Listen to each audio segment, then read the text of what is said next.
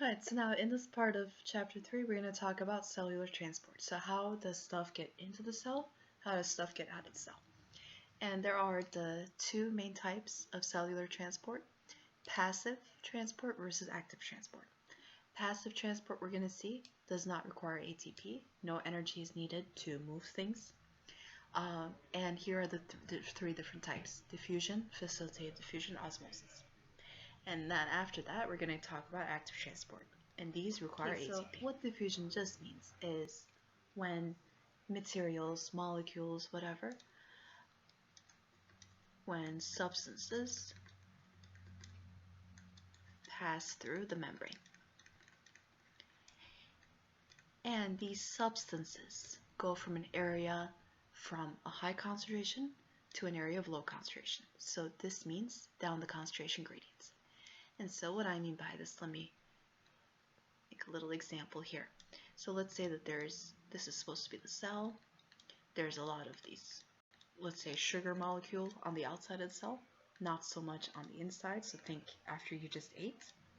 So because there's so much on the outside, the ones on the outside are going to start to come in until there's an equal amount both on the outside and the inside. But it's not just for moving stuff into the cell.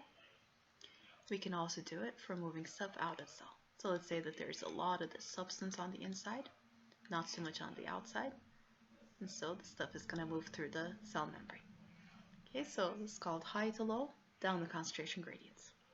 And then a facilitated diffusion just means when the substances move through a protein that is in the membrane. Okay, so simple diffusion is when things go through the membrane in between the phospholipids. Facilitated diffusion just uses those proteins. That's the only difference. Osmosis is also passive transport. No energy is required, but for this is only for movement of water. Okay, not any other substance. And here's a star here. Water moves to an area containing a higher solute concentration.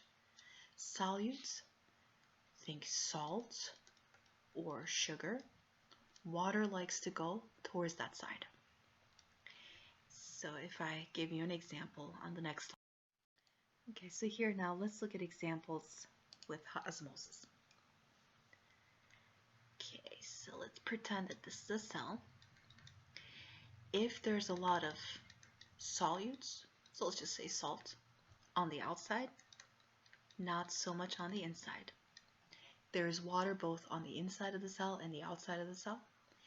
And what's going to happen is that the water that's inside the cell is going to go to the outside, in this case. But it can happen the other way as well. So let's say in this example, there's a lot of salt on the inside, not a lot on the outside. So now the water that's on the outside is going to move in. Now what we really want is to have equal amounts. If there's equal amounts solutes inside versus outside, so if you're not dehydrated or if you haven't drank too much water, then the water movement is going to be equal. So there are the terms for these. If there's a lot of salt, solutes on the outside, water is leaving the cell. This is known as hypertonic. Water leaves cells because the outside is saltier. If the water is moving in, this is called hypotonic. Water moves in and the cell ends up getting larger and larger because it's taking up the water. If it is equal, then it's called isotonic. So this is equal water movements. So this is all written on the next slide solution. No net movement with the isotonic solution. In a hypertonic solution, the cells lose water and they shrink. In a hypotonic solution, the cells gain water and they swell, get larger.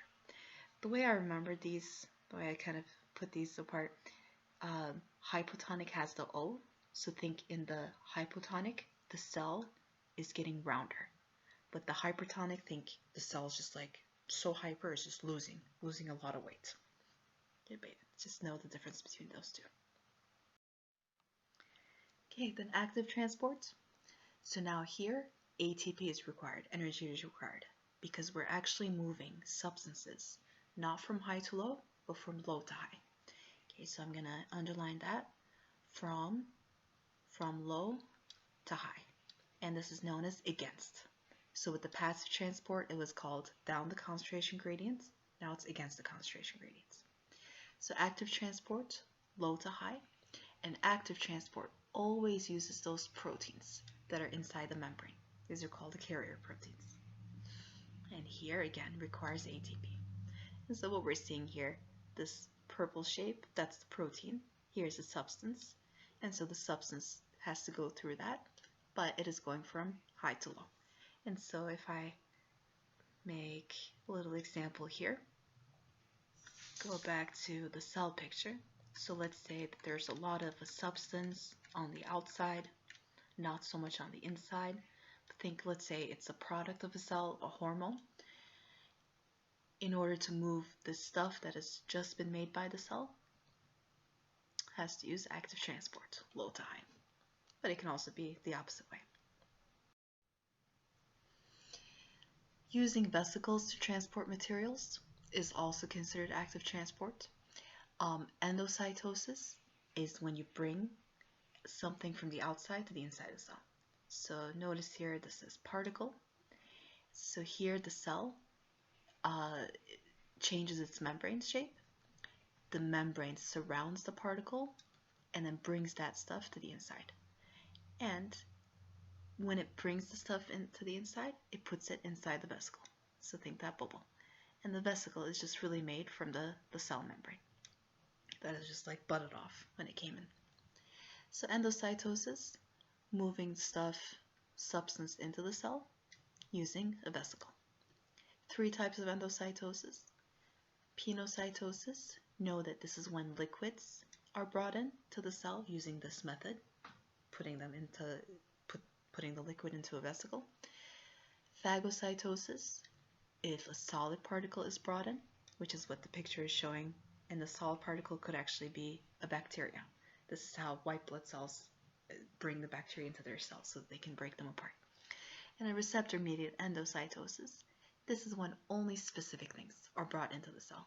So here the cell membrane has these special proteins, so only the things that attach to those proteins are brought in. Okay, so here this underline engulfs specific substances. This one is picky.